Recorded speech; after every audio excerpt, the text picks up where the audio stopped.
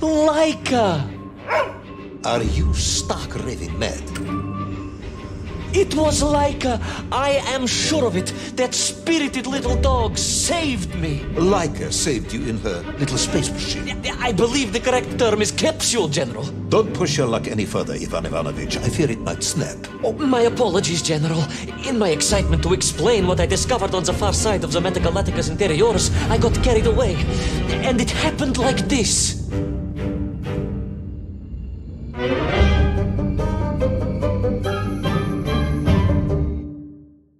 A rocky moon.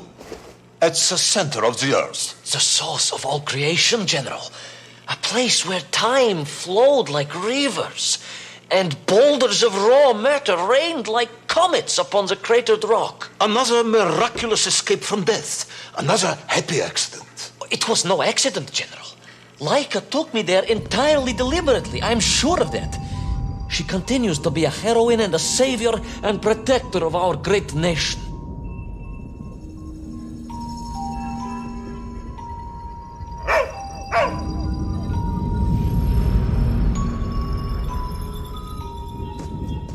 Laika died in orbit. No, General, she did not. She's very much alive and happy and currently living several miles below our feet. Laika is dead, Ivan. She most certainly is not, General. This is the real world, Tavarish. A world where you did not go to the center of the Earth and Laika died in orbit. In my world, General, Laika is still alive. A better world, some may argue. Very well. I will live in your world for a while longer, but time is running out. Ah, yes, time, General. I was just coming to that.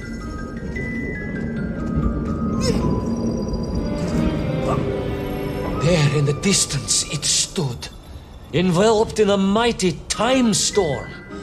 The world clock, General. The beating heart of all history. The axis mundi, the pillar of the world. Not enough to conquer Russia by drilling back to the surface with his magical mind-controlling atomic radio set then. No, General. You see, what if he could fuse little Orpheus directly with the world clock? Then his message would radiate with every tick and every talk. He would not simply be the Tsar. He would be the Tsar of all time, the eternal tyrant. The literal incarnation of everything our glorious revolution stood to overthrow.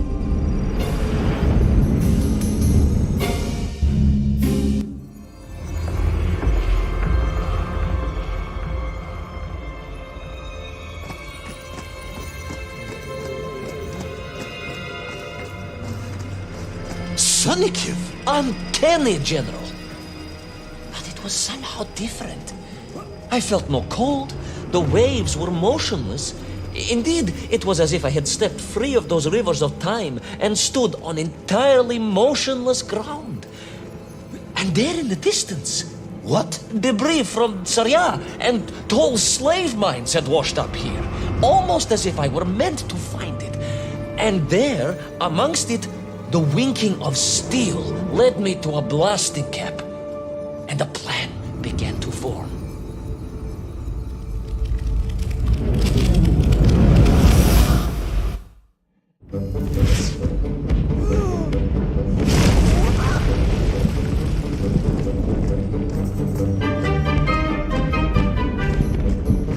The terrain was ferocious. Explosive eruptions of fire and heat. Thunderous emissions. The terrain was ferocious. Explosive eruptions of fire and heat. Thunderous emissions.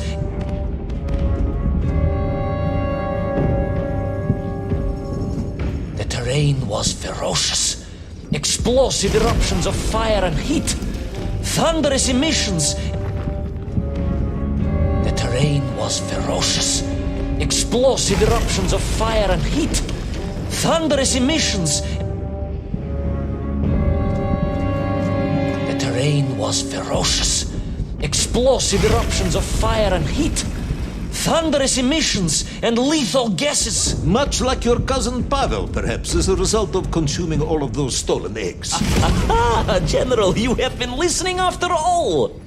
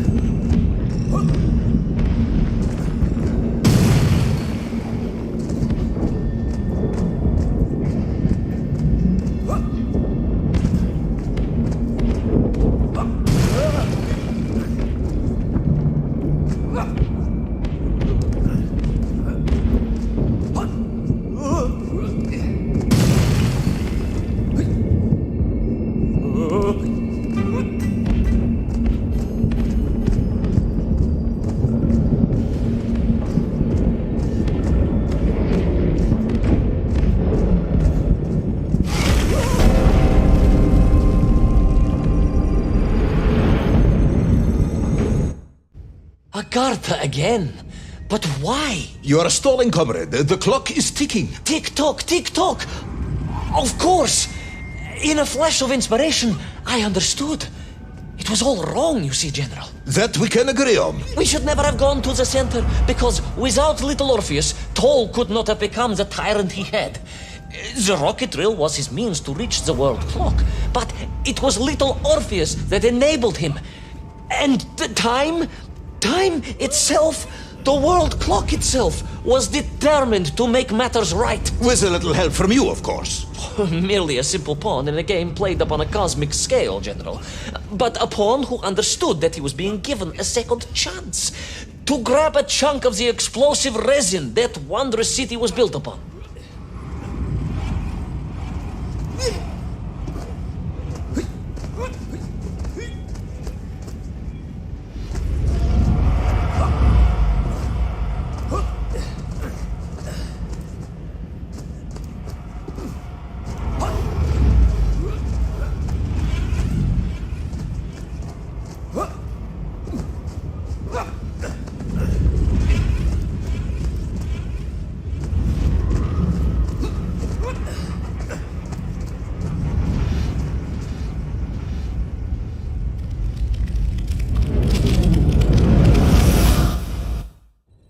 I was back.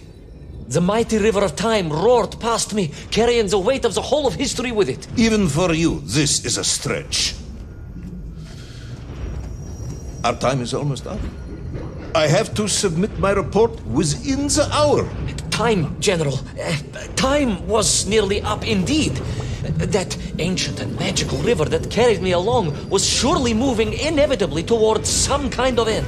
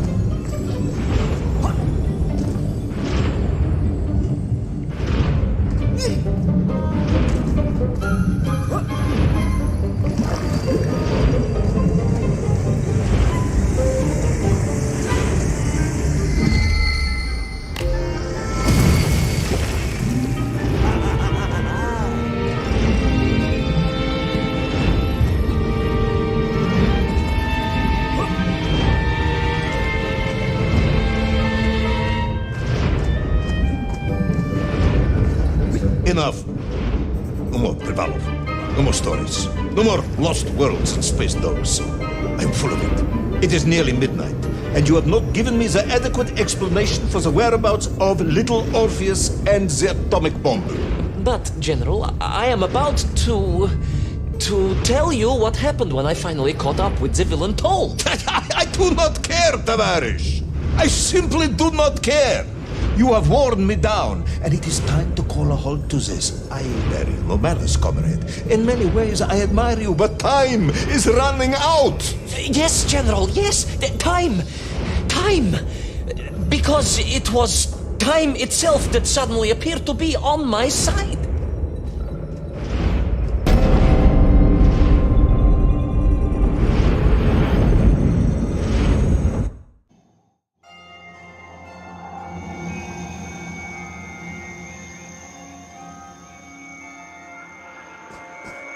Perhaps the world clock was so impressed with your egg-wearing antics it decided to return you to Plutonia for a second attempt.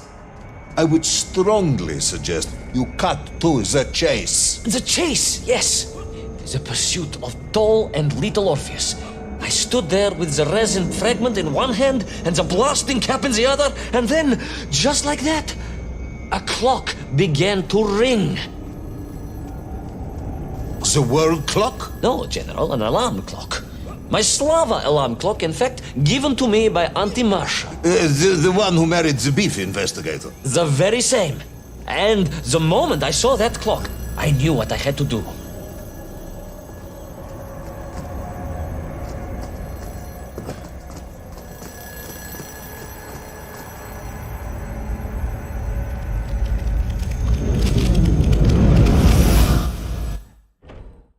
Yes. I'm waiting. A bomb, General. A bomb to destroy a bomb. So, you decided to build a bomb, eh? A bomb to destroy little Orpheus. It was a simple plan, really, General. Yes, you are very fond of your simple plans.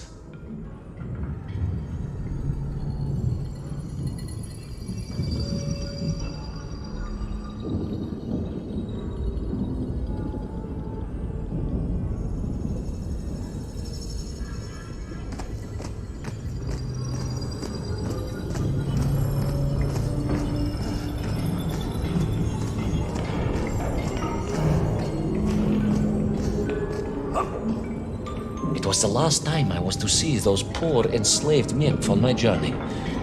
As they scurried in agitation around the base of the rocket drill, now a dreadful weapon of war in the hands of a madman, I was reminded of my mother. Your mother looked like a nymph?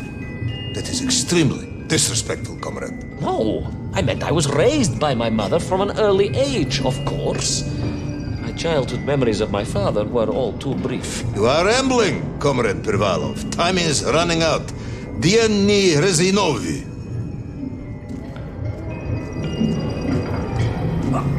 Time will run out for us all, General, will it not? And it ran out for my father on the shores of Volga. Your father fought at Stalingrad?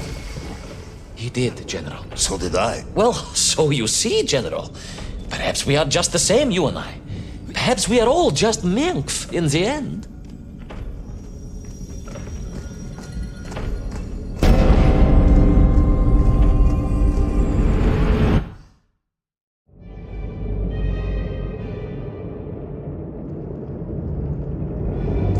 What possible use in the construction of a bomb could be found in the belly of a giant whale?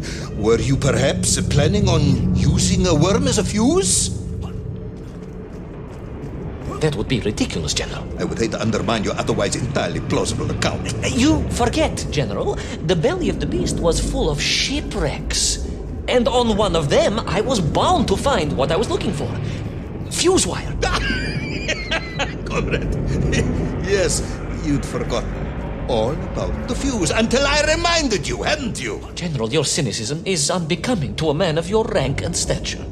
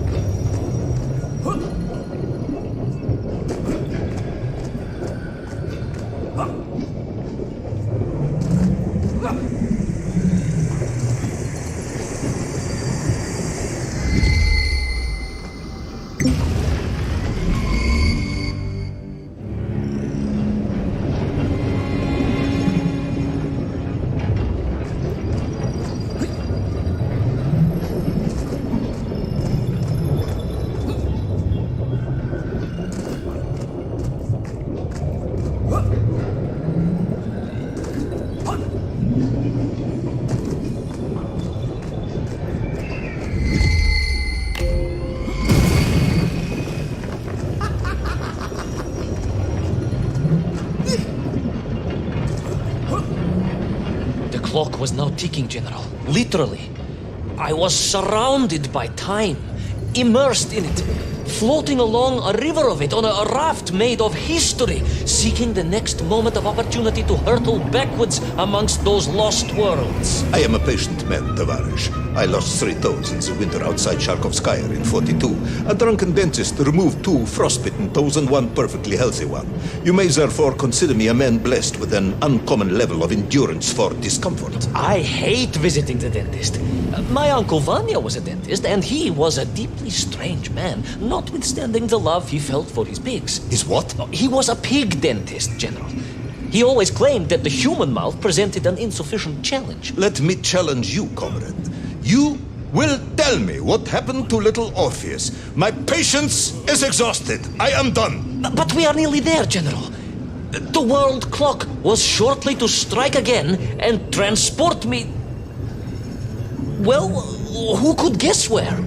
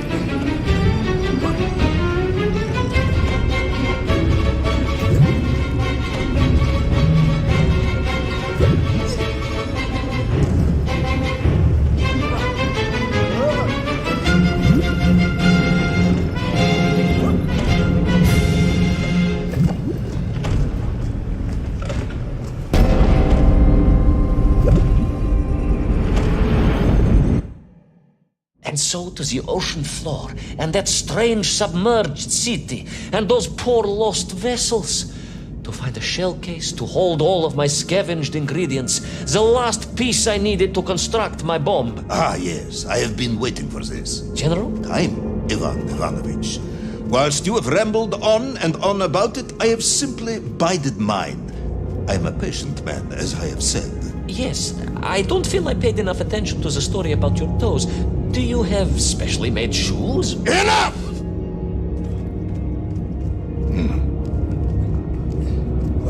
Now I have your full attention. Indulge me, Tavares.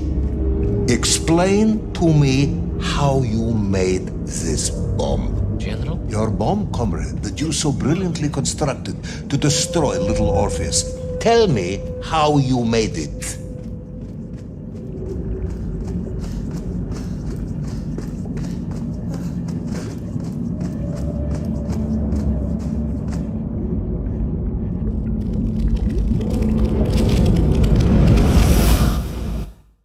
Well, In detail. The type of detail that should present no problem to a man who is actually capable of building a bomb, which I suspect would be an entirely different man to one who cheated on his entrance exams for the cosmonaut program.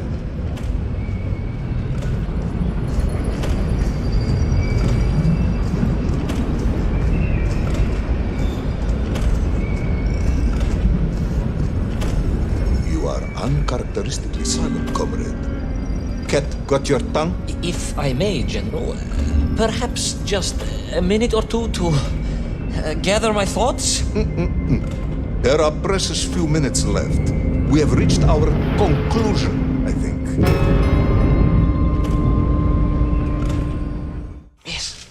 Yes, we have, General. I gazed up at the world clock and knew I had arrived at my destination. Whatever lay inside would see my journey end one way or another. But I had no idea of the marvels that awaited me.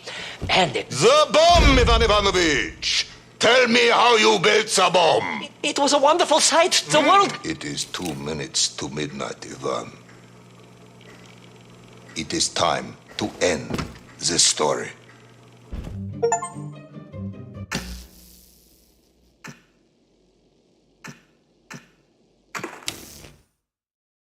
Let us recap. 3 years ago, you were sent to the center of the Earth as part of a top-secret mission to ensure the delivery of little Orpheus, an atomic-powered capsule. You promptly vanished until you casually wandered up to Molodiyozhnaya station 3 years later, claiming to have saved the world but lost little Orpheus in the process. Is this correct? Yes, General, it is, but... You are charged with many, many, many crimes against the state, including desertion, lying to a superior officer, and sedition. Any one of these charges bears the punishment of execution by firing squad.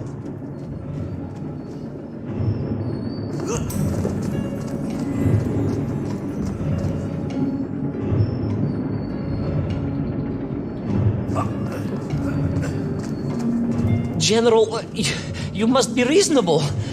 I did my best. It's all true, I swear. I swear upon the lives of my family. Oh, do you? Auntie Marcia and Uncle Vanya, the traveling tinker and the pig dentist, or perhaps Cousin Pavel, the criminal mastermind with the unhealthy taste for eggs. How stupid do you think I am, Comrade Pivalov?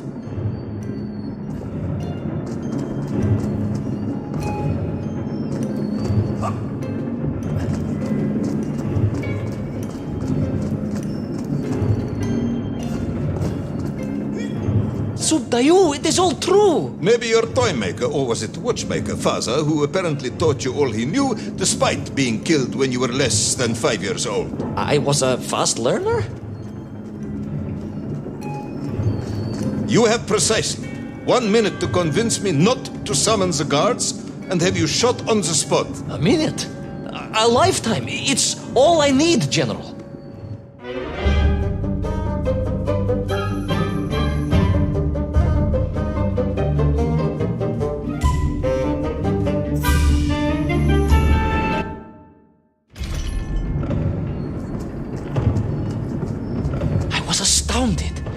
My father, I told you, I think I told you, he was a toy maker, and he often played with clockwork parts. Tavares. But this made all those childhood wonders pale into insignificance.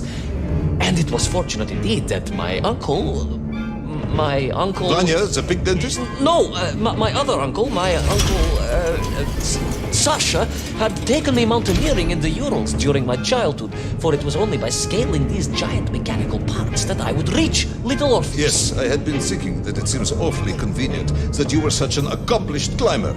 I don't, however, recall any mention of this Uncle Sasha in your file. He was a very private A man. very unlikely man. That was Uncle Sasha's blessing and his curse.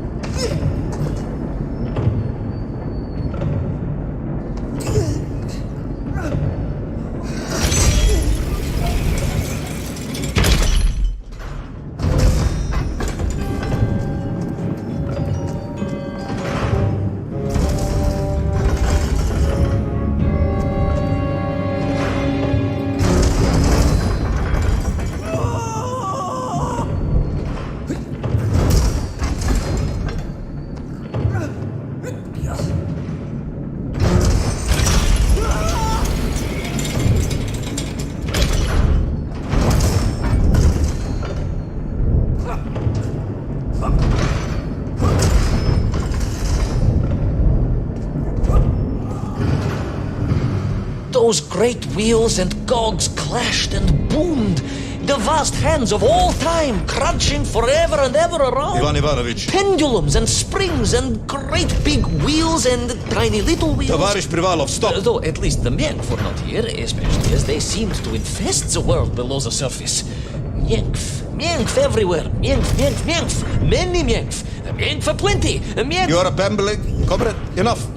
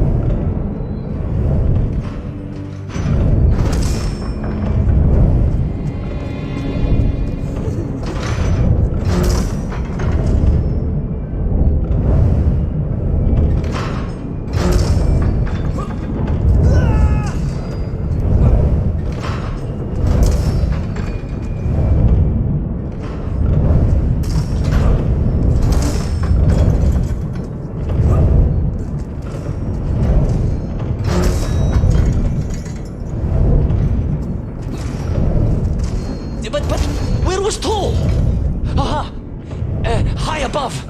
On the clock face, perhaps. With his radios and his crystals. If I could just reach him, I could use the bomb. There is no bomb.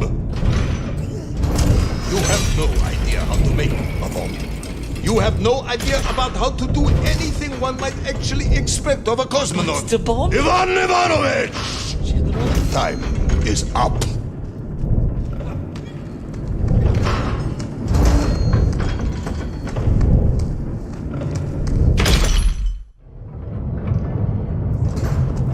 Stop talking, Tavarish.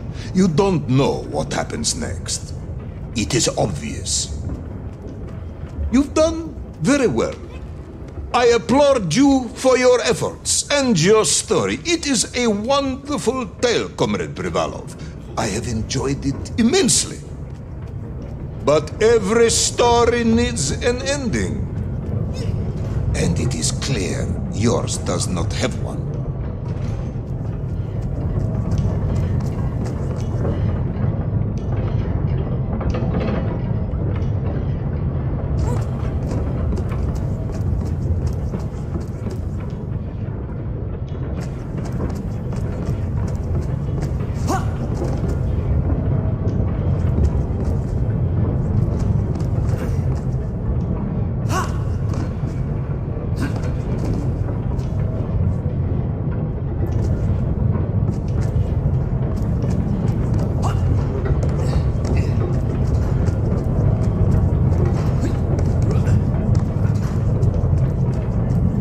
Need more time. I think that I just need more time. I think that even if I gave you all the time in the world, it would not be enough. No, General. I can do this. That is, I remember what happens next. I just need to catch my breath and compose myself. We both know how this story ends, comrade. But little Orpheus, you haven't heard what happened.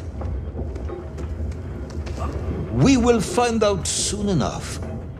You will be executed, and another expedition will be sent. No, you cannot. You cannot.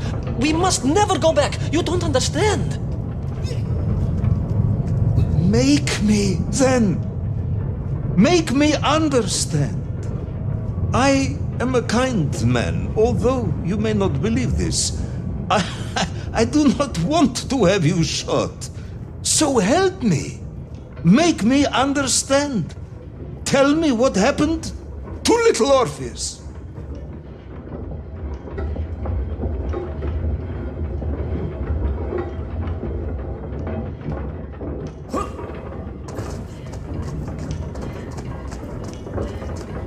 It was... Ivan Ivanovich? It was... It was... No. I'm sorry, General. I'm sorry, I have no idea. You are right. I simply cannot see what happened next. It's just... a blank, General. There's nothing there. I am very tired, you see.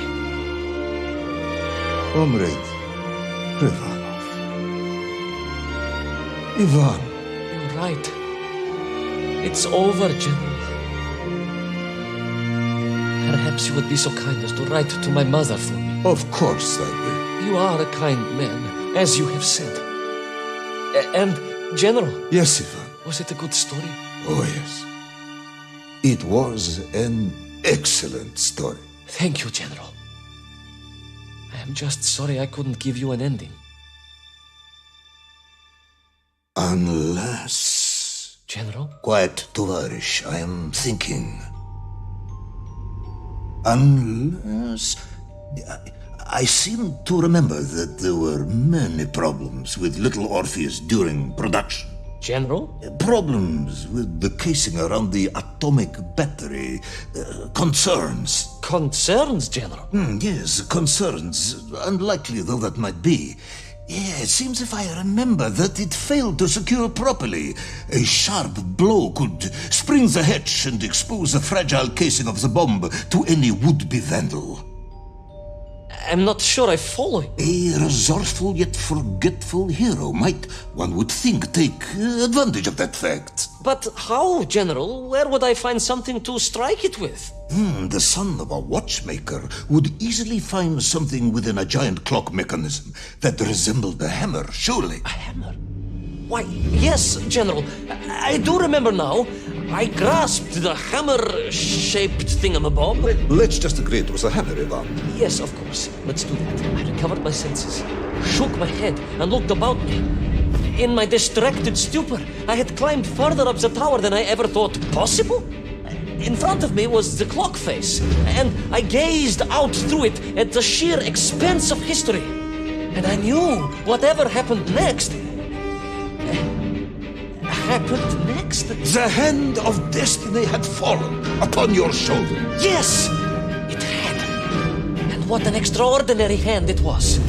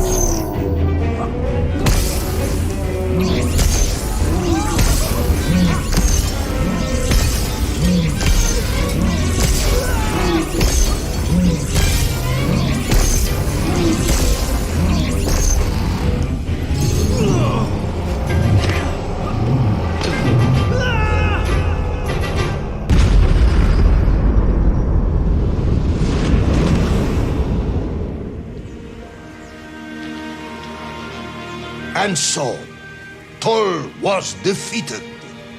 Little Orpheus destroyed, the bomb lost forever. Not just that, General.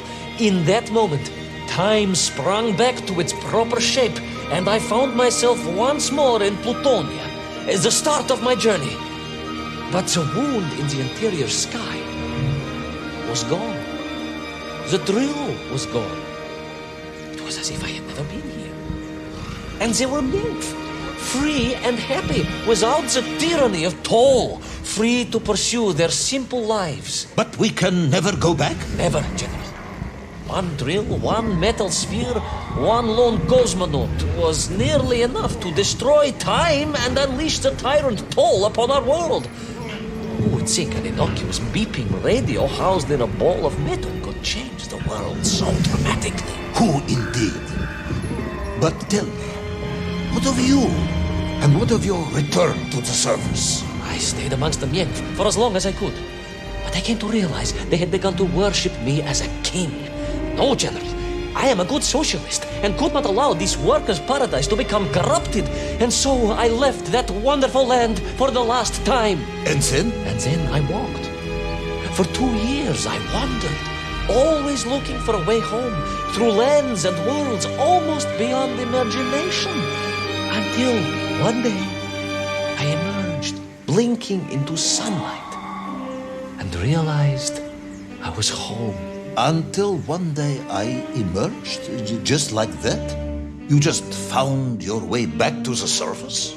Well, General, it was a little more complicated than that. There were great obstacles to overcome and terrible challenges to face and incredible lands to explore. Enough.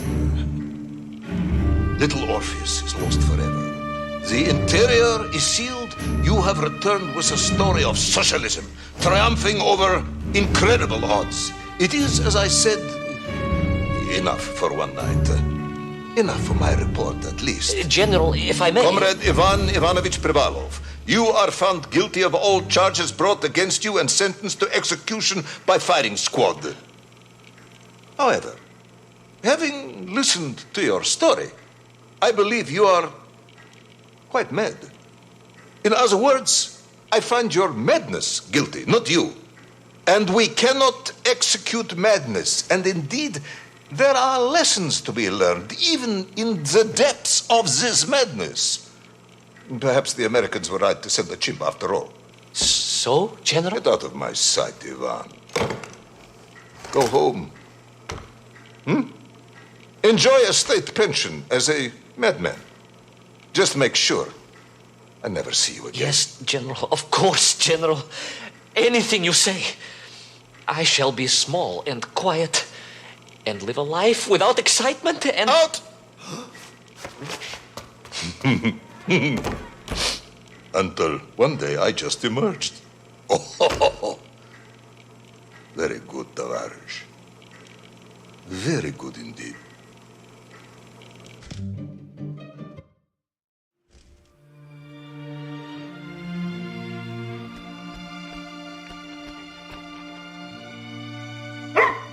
Laika.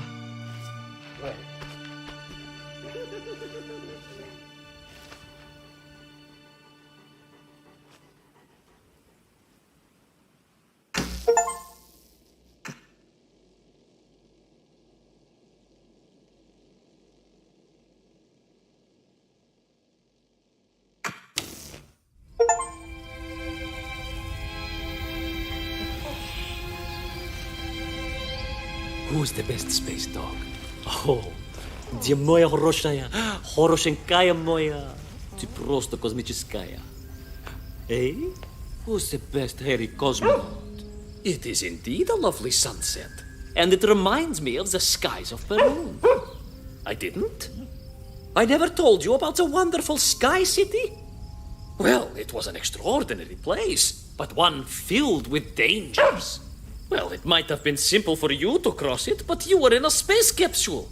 I had to rely on my own 2 feet, my noshki. Feet which, I might add, had just crossed the interior, beaten the villain Toll, and helped inspire the Mienk to a workers' revolution. Oh, that's all very easy for you to say, but your idea of civilized behavior is licking your own bottom in public. No. My adventures above the clouds were filled with untold dangers, death-defying escapes, and some really quite extraordinarily large Bielorybitsa. And it happened like this. Weeks had passed since I left Plutonia, and one evening, exhausted, I simply fell asleep at the foot of a strange windmill. And when I awoke, well, that thought didn't cross my mind. I was exhausted after all. This is besides the point, my nosy canine friend. What matters is this. When I awoke, the windmill and the ground around it had been carried high into the air. What magic was this? Что за магия? As unlikely, perhaps, as a suitcase-sized dog orbiting the center of the Earth for many years. Quite.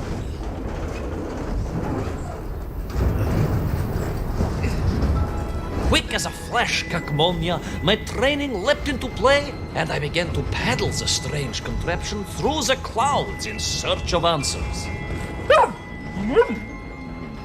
It is entirely possible that a miller who owns a windmill capable of levitating high into the air may also own a flying machine. Oh, now you're just being silly. May I continue my recounting of how I sailed over the sky gardens towards the mystical city of Peru? Oh, I must, my mój uszaty drug. I must.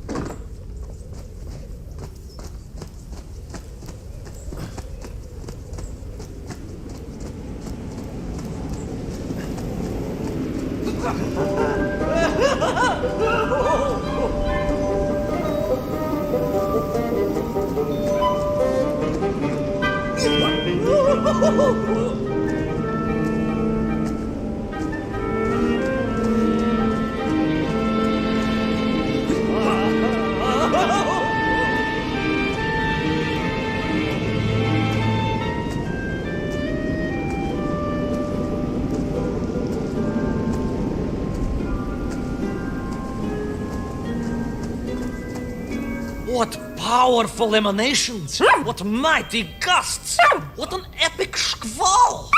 They reminded me of Cousin Pavel, yes!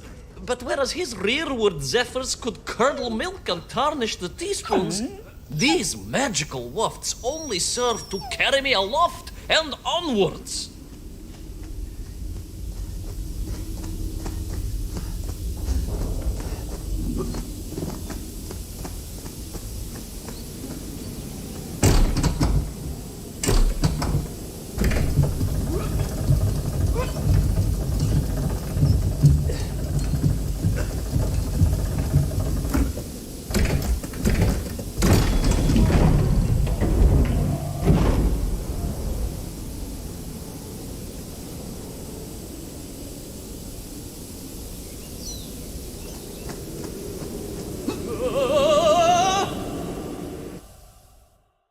But something was afoot in the gardens of Perun.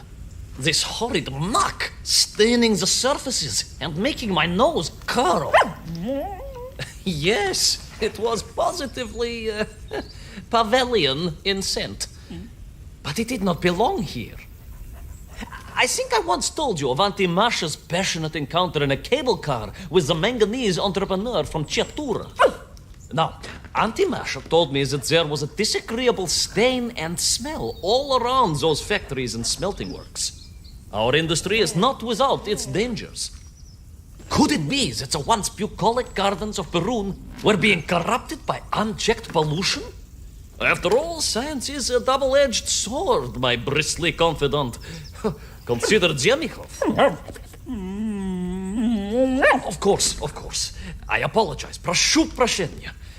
Two-headed dogs is perhaps a rather insensitive analogy, but not without justification in this instance. I have seen the blemished lands around Norilsk, but I could not believe that I would find such pollution here. But this was nothing to the true horror of what was shortly to unfold.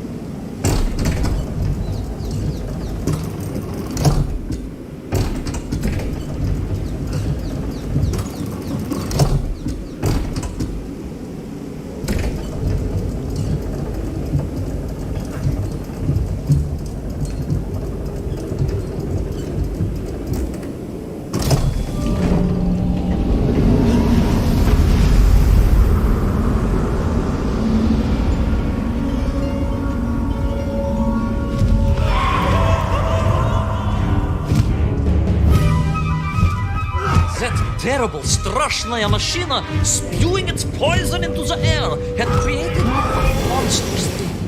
A being.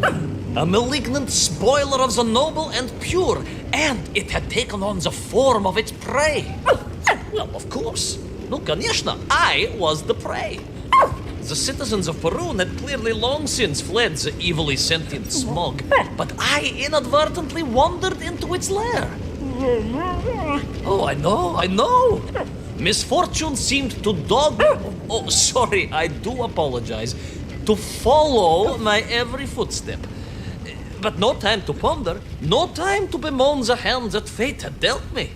No, all that was on my mind was escape, конечно.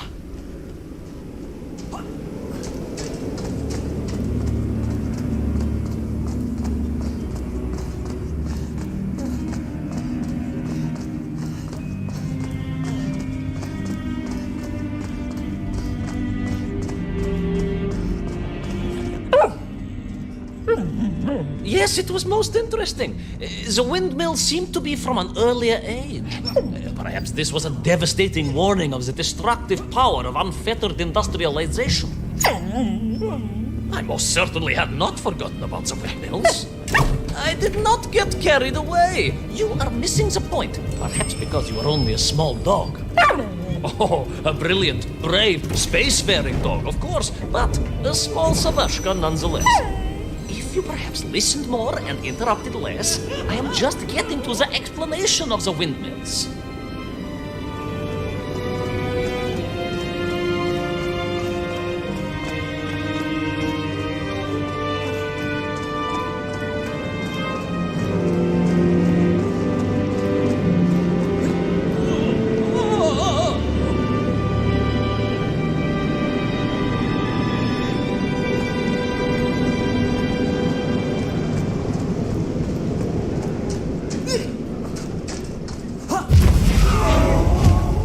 My stinky nemesis was back.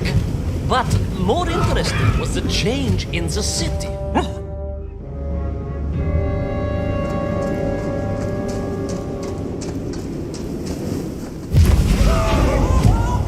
My stinky nemesis was back.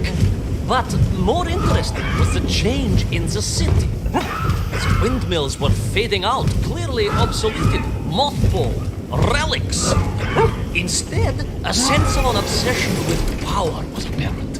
Vast engines, terrible machines, ever hungry and reliant on the rapid consumption of fuel, the production of toxic fumes and choking gases. Pride, my pushisti compadre, pride, ambitia, ambition, the dark side of science. Zemechov's had too many. Don't be ridiculous, dog. Only a Durak with the intellectual capacity of a ringworm would think windmills are in any way harmful.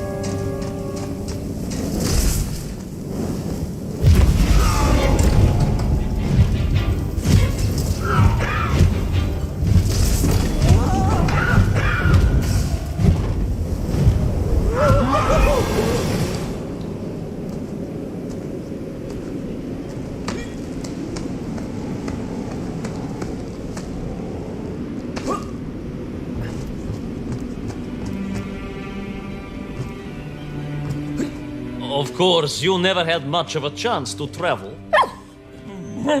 Sarcasm doesn't suit you. You don't have the tail for it. You do, at least, have a tail. Mind you, family gossip maintains that so did Uncle Rabliem, although it was apparently little more than a stub, and a source of considerable discomfort and social anxiety. The question of whether or not Uncle Rabliem wagged his stub is very much off topic. What I am trying to say is that your upbringing on the streets of Moscow meant you never saw the blackened fields of Magnitogorsk.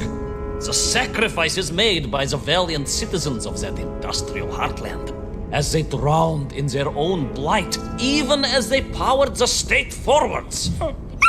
I was reminded of Magnitogorsk as I wandered through those fields of pipes and foundries, and I wept for the loss of innocence that so often goes hand in hand with progress.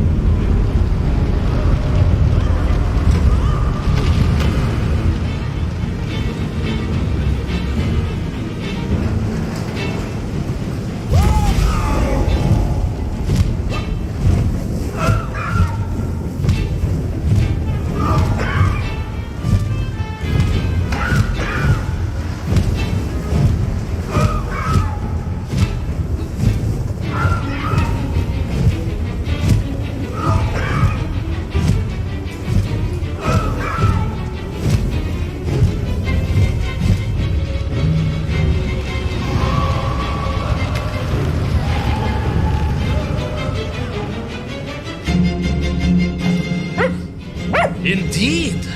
I just evaded the slimy, oily grasp of that man-made Vadzinoi, his petroleum stink clogging my nostrils and making my head thump. And I felt a great stirring within me. Yes, much like I assume Cousin Pavel. May he never get loose again. But no, quite different. This was no volcanic upbubbling of gastric malintent. No, it was the roaring fires of justice once more ignited within me. I felt a swell of patriotic fervor and knew the hand of destiny had fallen on me once more. Yes, what a hand it was! I could not see this great wonder sink into an abyss of poison and bile. The Perunians may have been forced to abandon their city, but I had saved the world once before and was ready to answer the call again.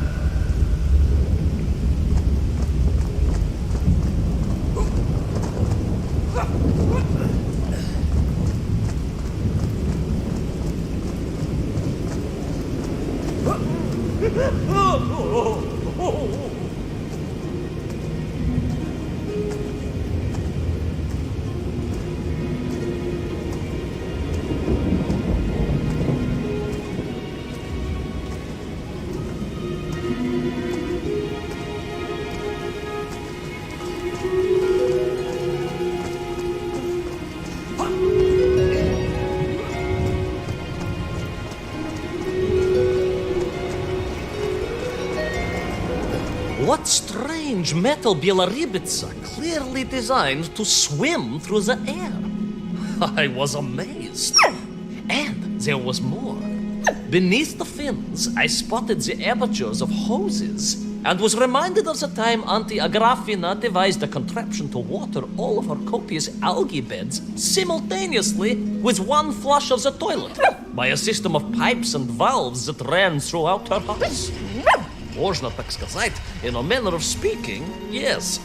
Her algae were most irrigated, although her neighbor Victor was washing his trousers in the sink at the time and was bruised quite severely about the face and body. But these were no ordinary flying metal fish. They were designed to expel air, fresh air, and push back the polluted clouds.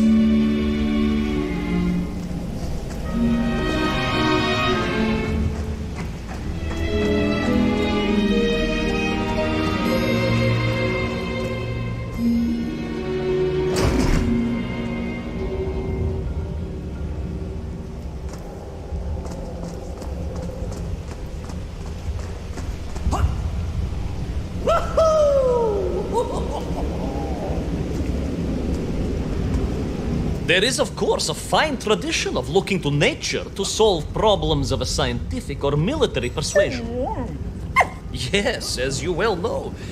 My nephew, Sergei... Yes, the very same. Poor lad with his dermatological eruptions. Well, Sergei was stationed recently at Kazachya Bucht, where dolphins... dolphins were being trained as brilliant aquatic agents of socialism. Why not then be inspired by marine life? Why, there is a fish, I have heard, that can shoot jets of water from beneath the surface to knock its prey off little tiny twigs and into its mouth. If you were to tell the average mushroom sheriff that a dog would orbit the earth, I suspect you would receive a similarly sneering response. No, that is because you are a small, hairy hound of uncertain parentage. I, on the other hand, am a cosmonaut, the product of many months of training, and I realized the answer to pollution was here all along. The Peronians, tragically, had simply never had time to finish their feed. If only I could find a working, flying fish. If only. If only. Yes, if only.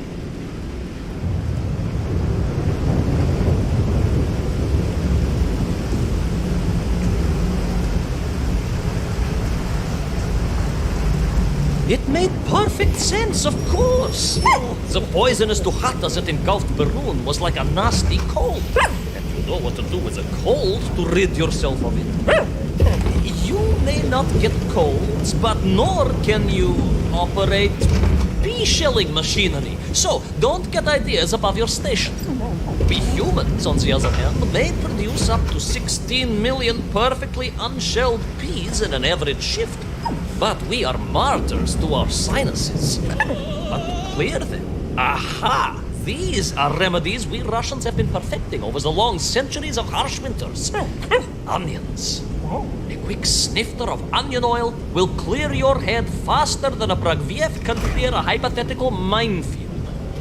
Yes, if I could find a functional fish, I would become that onion.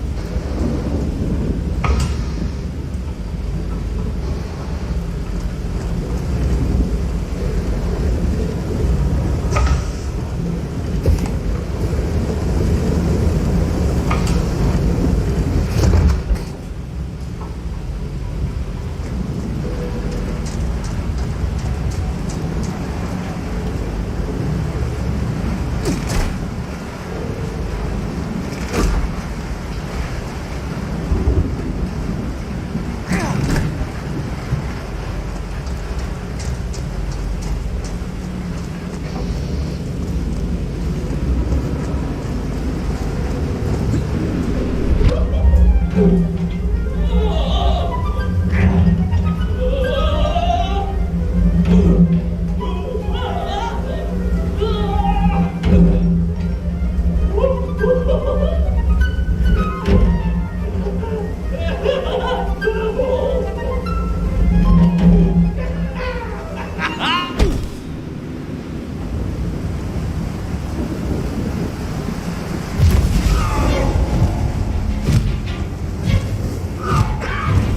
was close. I could feel it. Yes, the working fish, the ribka. I could feel I was at the heart of Perun, and my noxious pursuer had renewed its chase with a terrible vigor.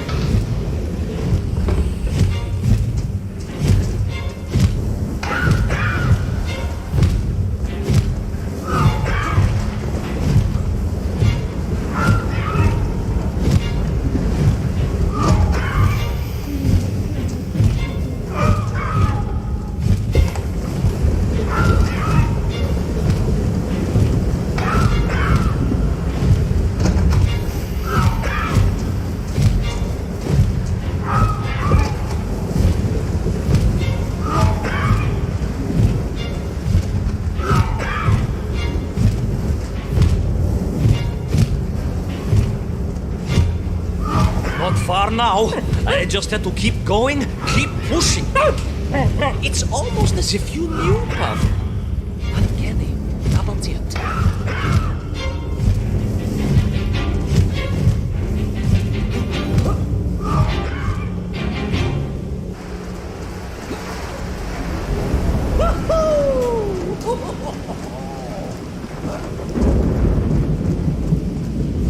There she was.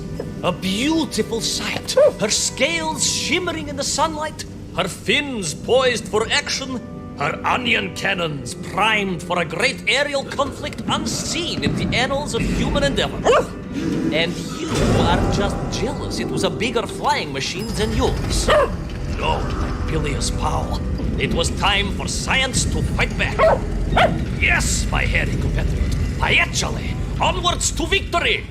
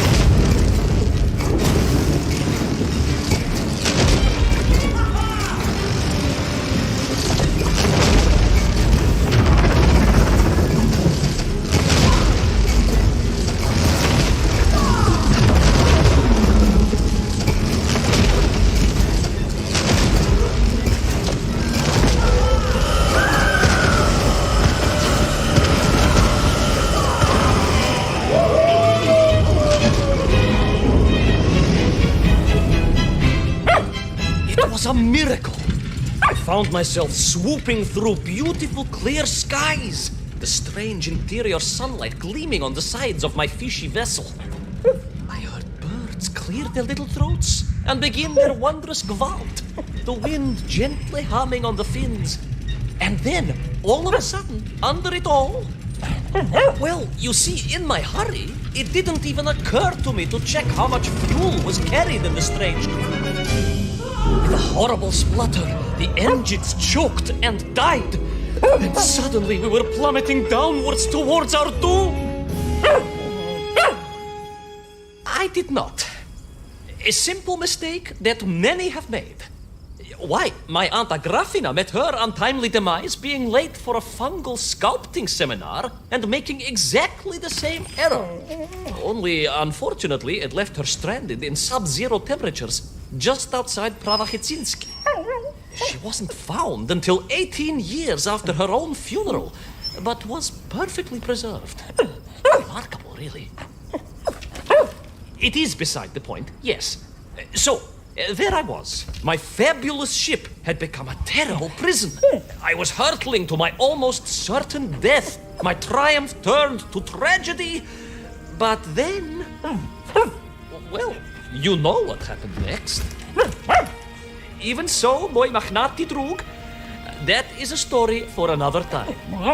A most extraordinary story, of course, filled with dangers and wonders, and canals, and invasions, and strange doorways to other worlds. But perhaps too long a story for now. Yes, indeed, my canine tavarish. Time for soup.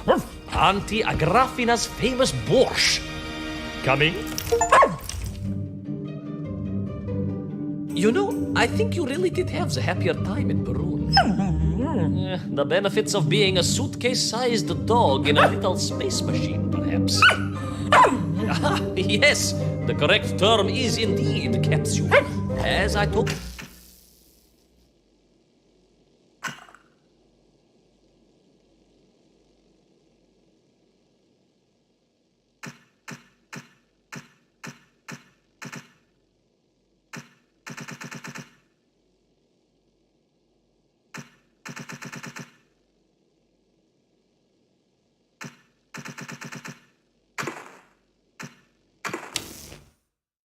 I did not. A simple mistake that many have made. Why, my Aunt Agrafina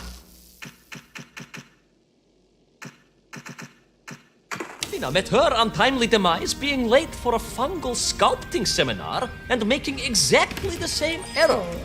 Only, unfortunately, it left her stranded in sub-zero temperatures just outside Pravachitsinsk. She wasn't found until 18 years after her own funeral, but was perfectly preserved. Remarkable, really. It is beside the point, yes. So, there I was, my fabulous ship had become a